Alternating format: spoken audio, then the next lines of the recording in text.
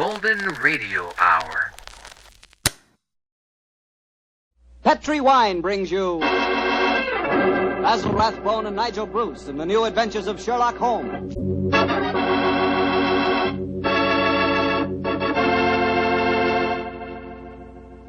The Petri family, the family that took time to bring you good wine, invites you to listen to Dr. Watson tell us another exciting adventure he shared with his old friend, that master detective, Sherlock Holmes.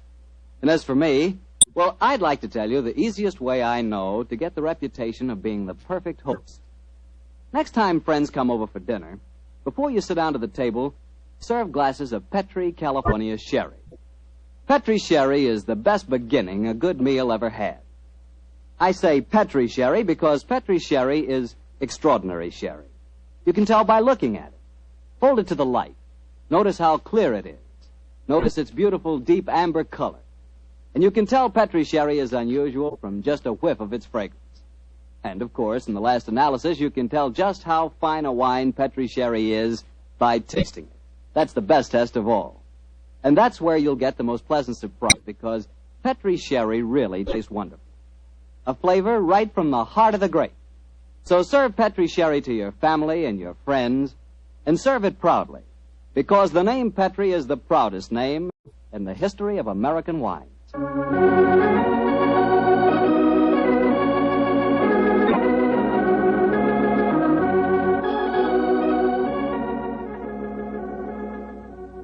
now I'm sure our good friend Dr. Watson's expecting us. Let's not keep him waiting. Come in. Good evening, Doctor. Good evening, Mr. Bartell. You'll forgive me if I don't get up, won't you, my boy? Of course, Doctor. What's the matter, a touch of rheumatism? No, I've played 18 holes of golf today.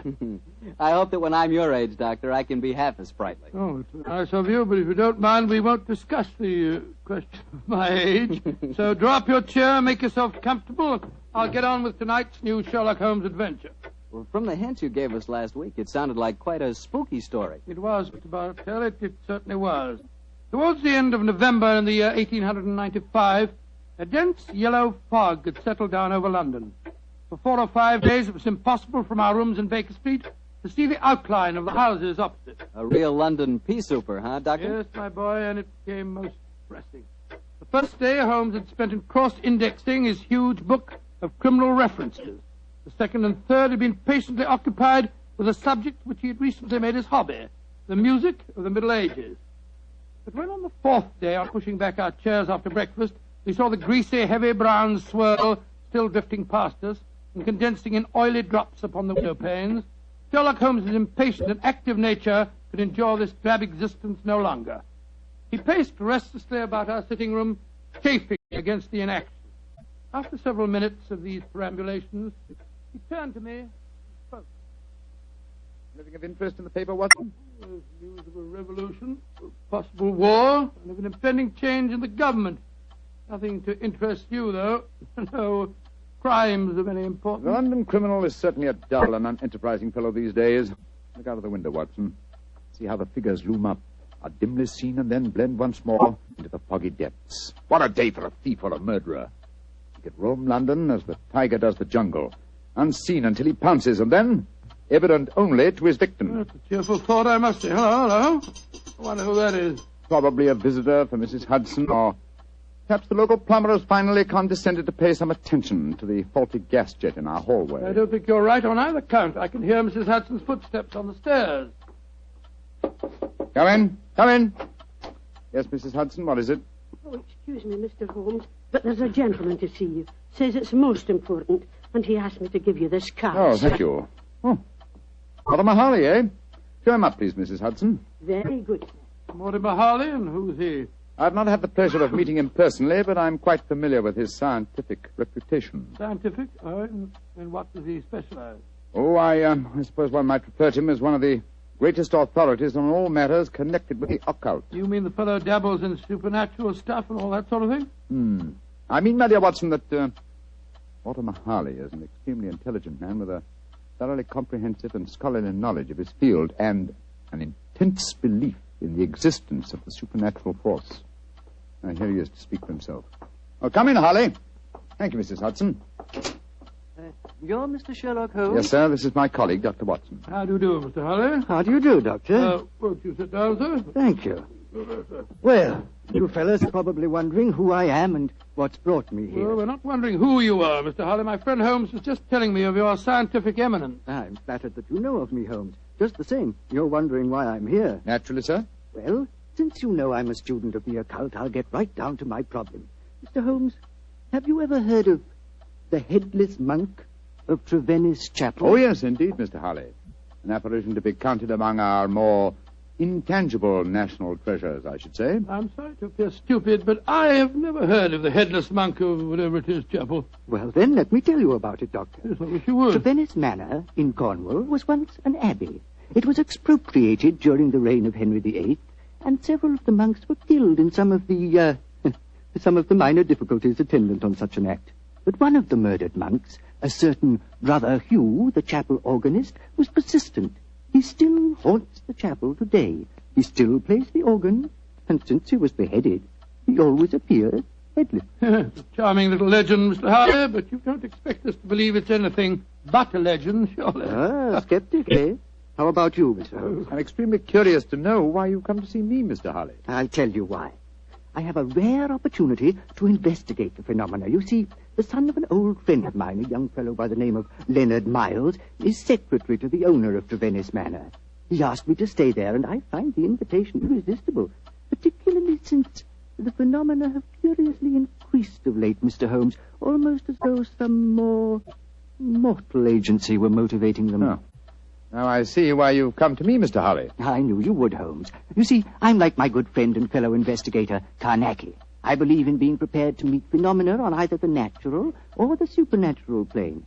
If the phenomena are real, they may fall legitimately in my field. Whereas if, as I'm sure you suspect, they are being contrived by human forces, then you think that's more in my department, eh, Holly? Exactly. Well, what do you say, Holmes? A little trip to Cornwall would be a nice few days. We'd probably escape the fog down there. Ah, the places with the weather, Watson. What? I'm much more concerned with the fog that surrounds the appearances of the Headless Monk of Trenis Chapel. And Mr. Harley, I accept the invitation with pleasure. There's still time to catch the Cornish Express. We can be at Trenis Manor before the moon...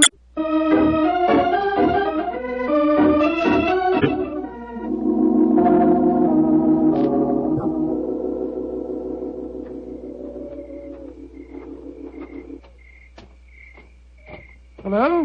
Who's this funny-looking fellow coming down the steps towards us? If I didn't hear the sound of his footsteps, I'd believe it was a psychic manifestation. He looks as if he came from beyond the grave. Who be ye, gentlemen? Where be ye going? Well, supposing you tell us who you are first, my good man. Who be I? I be David Pendragon, sir. That's who I be. Stable hand here at the manor. And I ask you gentlemen again where you be going. We're staying at the manor, and we're just going to take a look at the chapel. Oh, don't ye do that, sir. People that go in there don't often come out the way they go in, sir. Don't ye do it, gentlemen. What are you talking about, my good fellow? I be talking about the ghoulies and the ghosties and the organ music that comes out of the nowheres. You've heard it? Of course I heard it, sir. Just like I seen the poor monk walking around without his head on. Take us into the chapel, will you? And show us where you saw the figure. Aye, that I will not, sir. Not for all the gold in Port Call will I go back and chance seeing the poor lustful wandering about without his head on. If you gentlemen know what's good for ye, you'll not go in there either. Mark the words. Don't ye go in that chapel. Extraordinary chap. Seems really frightened of the place. Yes, but it's more than blind superstition that accounts for his reluctance. Let's go in, shall we? Well, I suppose it's all right.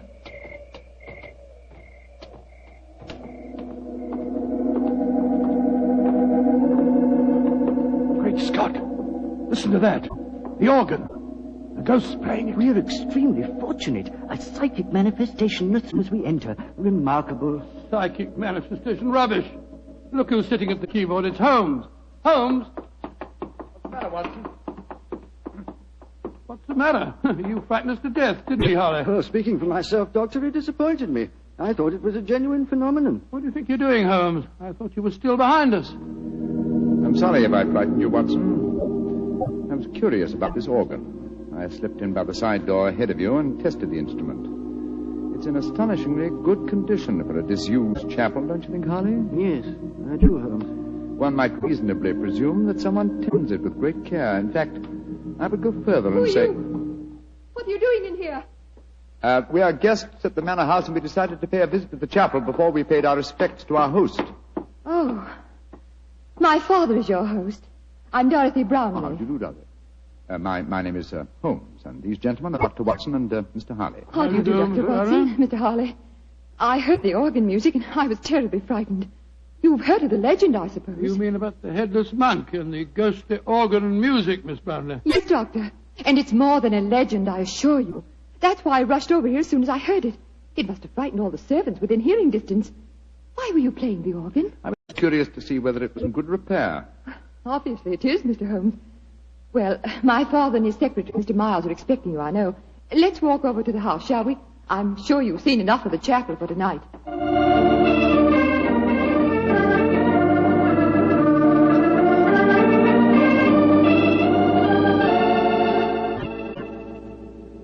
Father, this is Mr. Sherlock Holmes and Dr. Watson. How do you do? How do you do, sir? How do you do? This is my secretary, Leonard Miles. How do you do, Mr. How Miles? do you, Mr. Holmes? Dr. Watson?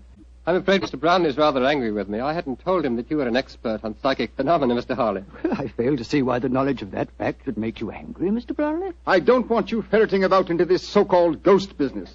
There's been enough trouble in the neighborhood already. It's almost impossible to keep servants, and these Cornish people are incredibly superstitious. You haven't seen the ghost yourself, Mr. Brownlee? Oh, of course not. There isn't any ghost, I tell you. You heard the mysterious organ playing? No, I haven't. And I don't want to talk about it anymore. Yes, what is it? David Pendragon's at the door. He's very anxious to see you, sir. Pendragon? Oh, very well. Tell him to come in. Yes. David? What does he want, I wonder? Pendragon, that's the fellow we met outside the chapel, isn't it? Yes, quite a colourful character. Oh, he's a superstitious old fool, if you ask me. But he is a good groom. Yes, Pendragon, what is it? Begging your pardon, sir, but there be trouble at the chapel again tonight. I says to myself, David, 'tis your duty to go to the master, I says. Never mind. What's the trouble? As the moon was hanging low tonight, sir, I hears the organ a-playing. But that was Mr. Holmes, my good man. Aye, that's what he thinks, maybe. But what I says to myself is, what made him play the organ? And then this very night, I saw the Headless. With my own eyes, I saw that poor soul with his head off, wandering in the moonlight. I saw that, sir, with my own eyes, I did. Oh, get out of here, you blithering old fool. And I'm warning you. If I hear any more nonsense about this ghost, you'll lose your job, you understand? Now, come along, be off with you. Aye, sir, begging your pardon, sir. Come on, I'll give you chaps a drink. Mr. Brownlee seems absolutely rabid on the subject of the ghost, eh? Yes. Suspiciously so. Wonder what he's trying to... Whatever it is, I don't think he'll be successful. In your profession, Holmes, you know that murder will out. It's true in my profession also. Try to suppress them as you may, gentlemen. Ghosts will out.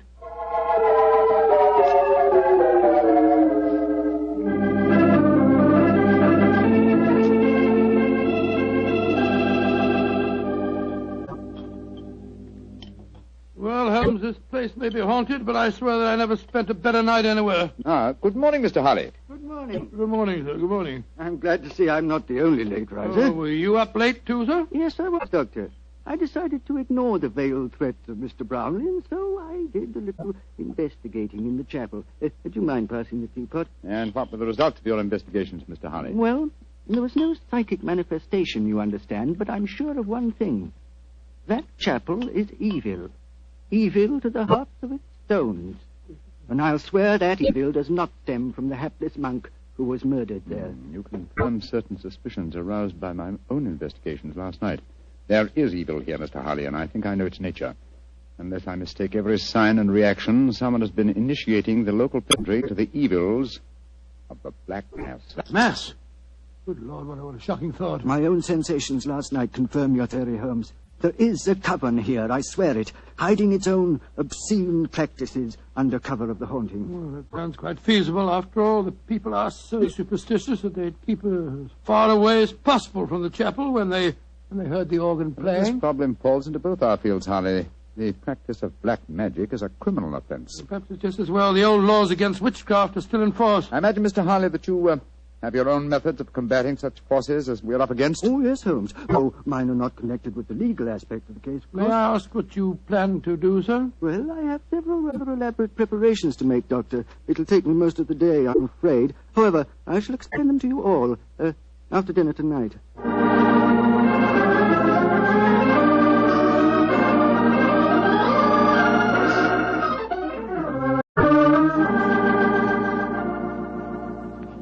it's very pleasant to sit here after a good dinner with a superb brandy at one's elbow and listen to the piano being so charmingly played. You're very kind, Want to play something more, Miss Brownlee? I'd love to. Are you enjoying your stay down here, Oh, Mr. very Holmes? much, thank you. Both Mr. Harley and I have found the local folklore extremely interesting. Say, you fellows haven't been investigating the haunted chapel business again, have you? Now, look here. If you have, I shall be very angry. It's abusing my hospitality. I told you distinctly I didn't want any more talk of ghosts. We are not talking of ghosts, my dear Mr. Brownlee. I have something even more important that I must fight now. It's possibly a little hard to imagine me as a crusader. Me, the stooped little man, beside the four of you, as toweringly tall a quartet of men as I have ever faced. And yet, I am your St. George. What on earth are you talking about, sir? I'll tell you in secrecy. This mustn't reach the ears of the peasantry. I refer to myself as St. George because I go to wipe out an evil that lives in your midst. A living, modern dragon. Please, Mr. Harley. That sounds dreadfully frightening. And to rid you all of this fiend, I must cleanse the chapel, purify it, exorcise it, remove its residue of psychic evil. That, gentlemen, is my mission tonight. Dorothy! She's fainted. Get some smelling salts, quickly. I'm afraid you were a little too graphic, Mr. Harley. I'm sorry if I frightened the young lady, but I'm sure that after tonight she will have no further grounds for fear in Trenis Manor.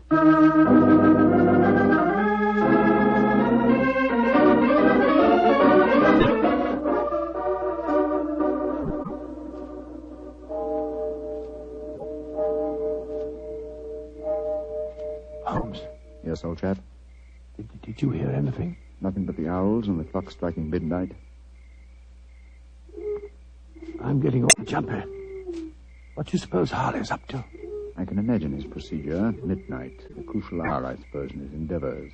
I wish him luck. My own plans are not nearly as clear, unfortunately. I sense a guiding force here, but I lack the clues. There is something, Holmes. Listen. Great heavens! It's the organ in the chapel. And Harley's in there alone. Not alone. Listen to the organ. Pealing forth its madness. Come on, Watson. Something has gone horribly wrong.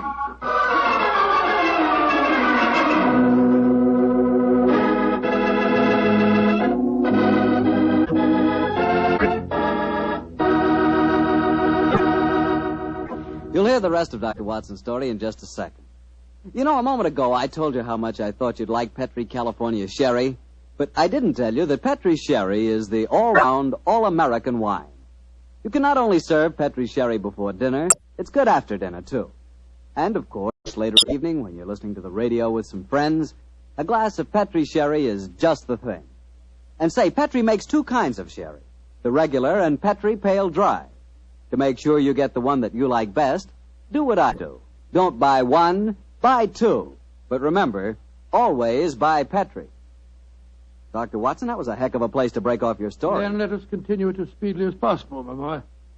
As soon as we heard that devilish organ music, Holmes and I rushed out of the house and raced in the moonlight down the path leading to the ruined chapel. By the time we reached the entrance, the organ music had ceased, and the tall, gangling figure of David Pendragon was standing in our path. You gentlemen be wanting at this Never time of mind night. that. What are you doing here? I be here because the gentleman gave me 5 shillings to stand outside here and see that no one disturbed him. That's why I be here. And nobody did come or go. He still be there, he be. But when you heard that organ music, why the devil didn't you go in? Organ music? I heard no organ music, come on, sir. Watson.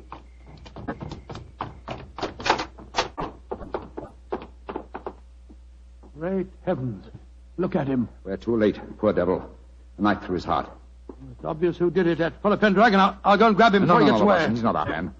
This murder was planned with devilish cunning. The curious thing, there's no sign of a struggle at all. Looks he just stood here and allowed himself to be stabbed. Are these chalk marks with which the body is surrounded? It is known as a pentagram, I believe. He thought it would protect him completely from the supernatural forces. Poor chap. For once his researches went too far. Yes, because they touched not on the supernatural, but upon natural evil. And remember, Watson, that only 3 people besides ourselves and David Pendragon knew of this vigil. Yes, Brownlee, his daughter, and young Miles, the secretary. Exactly. Go back to the house, will you? And bring them here. Perhaps we can lay a ghost by trapping a murderer.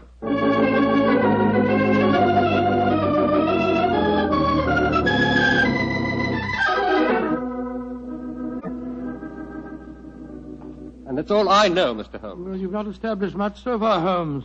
The three of them all swear they were asleep and that they didn't hear the organ. Yes, then you can't prove otherwise, I think I Holmes. can prove that one of you was not only awake, but also murdered Mortimer Harley. But why should any of us want the poor man dead, In your Mr. Holmes? case, young lady, I confess that I find it hard to conceive a motive. Implying that Mr. Brownlee and I might have one. Well, Mr. Miles, you must admit that you're responsible for Mr. Harley coming here. And you, Mr. Brownlee, must admit that you did everything in your power to prevent the dead man from carrying out his investigations. Why? What were you trying to hide? Nothing. It's just that I wanted to sell the manor house.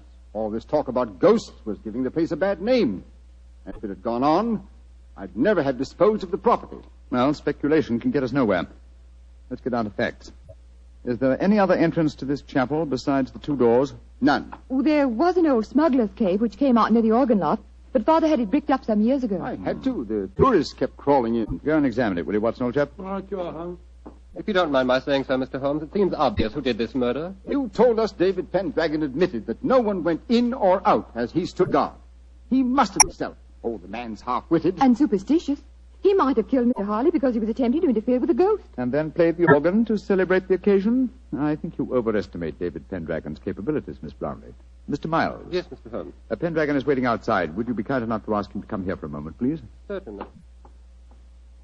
What did you find out, Watson? Well, it's easy to see where it was bricked up, but it's a slab. No one could get in that way.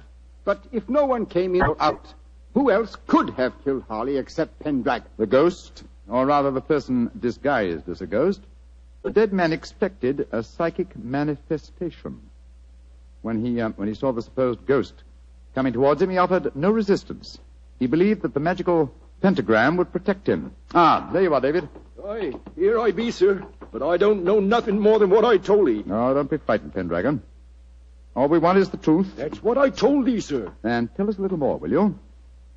When you said no one had entered the chapel tonight, you meant that no mortal man had entered, didn't you? That I did, sir. But how could I say I'd seen the ghost when Mr. Brownlee here had told me I'd lose my job if I spoke of the ghost again? Oh, now we're getting somewhere.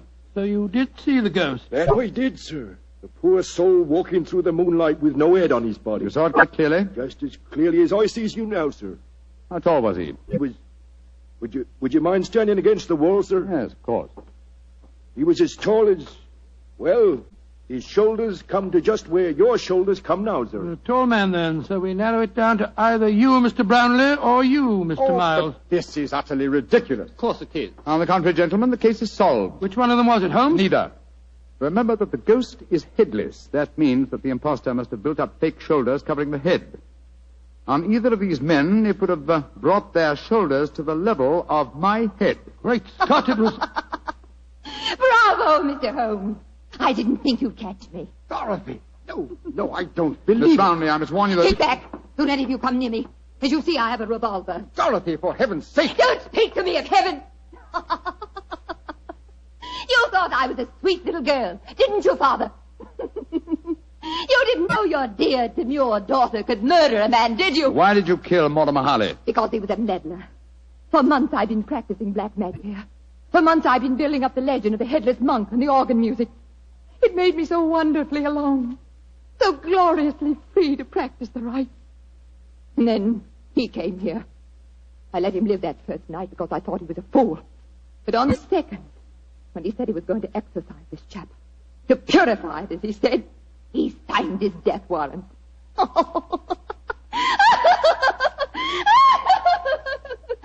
you could have seen his face, if you could only have seen his stupid, startled face as I plunged the knife into him. Dorothy! He bled so beautifully. Holmes, she's mad as a hatter. What are we going to do? Brownlee, give me that revolver. And let you take me to prison or an asylum? No, you'll never catch me. She's backing up the stairs leading to the organ loft. Dorothy, come back! Don't try and follow me. Look out! The railing's behind you. And turn my head. Oh, no, Mr. Holmes,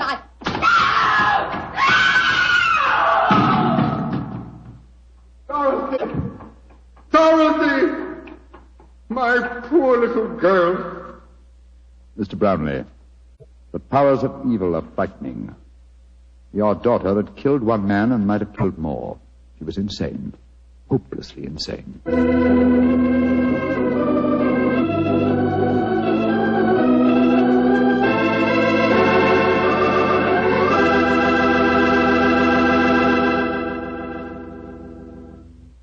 Doctor, that was quite an exciting story.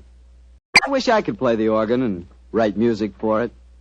There's nothing like music to really express a thought. Yes, I can just imagine the kind of music that you'd write. Probably catchy little ditties such as, "The Petri family took the time to bring you such good wine. So when you eat and when you drink, remember Petri wine." Oh, no, Doctor. Is that the way I affect you? Although on the level, you could probably write beautiful music to describe the way the grapes look on the vine in the sunlight. But what music could tell you about the Petri family and how long they've been making fine wine? You know, the Petri family has been making wine for generations, handing on down from father to son, the knowledge necessary to transform luscious, sun-ripened California grapes into delicious, fragrant wine. And when you see that name Petri on a bottle of wine, remember, you're not looking at a mere trademark. That name Petri is the personal assurance of the Petri family that every drop of wine in that bottle meets their unusually high standards. Petri wine is always good wine. It's got to be, because Petri took time to bring you good wine. Well, Dr. Watson, what new Sherlock Holmes adventure do you have lined up for us next week? Well, now let me think. Next week, Mr. Bartell, I'm going to tell you a story that started quietly enough as Holmes and I sat at a London dinner party, and yet, before the evening was over, we found ourselves involved in one of the most shocking scandals that ever rocked London society.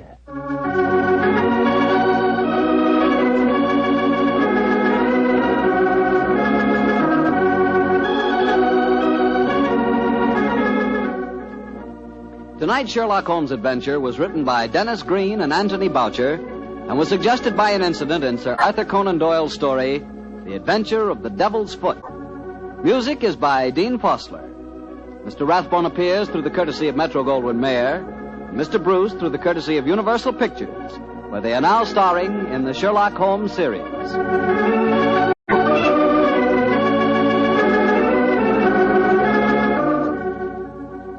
The Petri Wine Company of San Francisco, California, invites you to tune in again next week, same time, same station. Sherlock Holmes comes to you from our Hollywood studios.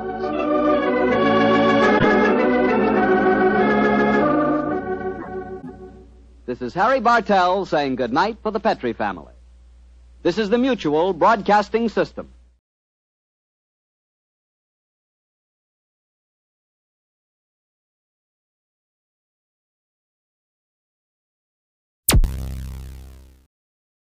Thank you for listening. Please like and subscribe.